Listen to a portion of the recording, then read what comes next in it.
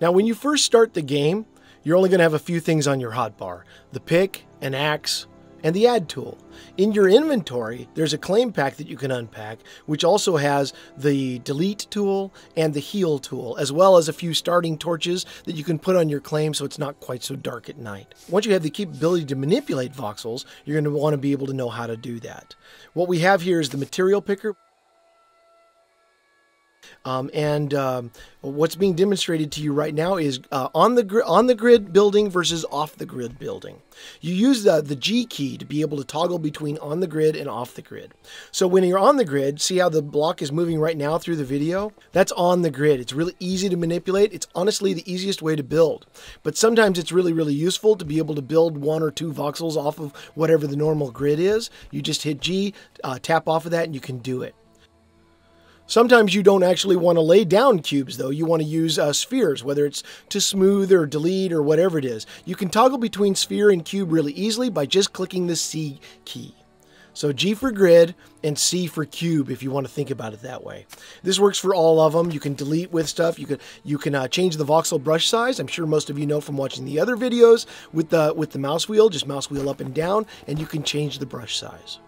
It's very simple, very easy to use. So there's lots of detail that you can do with those mechanisms. You can also use the delete brush, which is what you're seeing right now. And when you delete with the sphere, you can make an unholy mess. So one of the other tools that's really useful is the heal tool, because what you're doing with the heal tool is you're essentially resetting all the area that you brush over with the brush back to the way the server had it when it was first opened up to the public.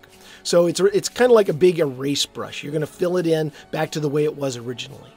Now, what you're seeing is the shape menu, and we've chosen the 45-degree block. We don't use this that often because the line tool is really powerful, but now that you actually have to earn the line tool, shape blocks are useful again. What you're seeing is toggling between the different modes that you can use.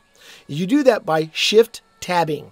This is awkward, and we're not going to keep it. But for right now, Shift Tab moves between the different control methods for each of the different tools. So like, for instance, if you're adding a block, you can shift between movement, rotate, and scale. And that's what you're seeing here. And then once you have it on a certain tool, you can just use the mouse wheel up and down to be able to size it up and down, or to be able to rotate it on an axis. If you're on a specific thing like rotate or move that can move in 3 different directions or rotate in 3 different directions, you control which direction it rotates by using the tab key.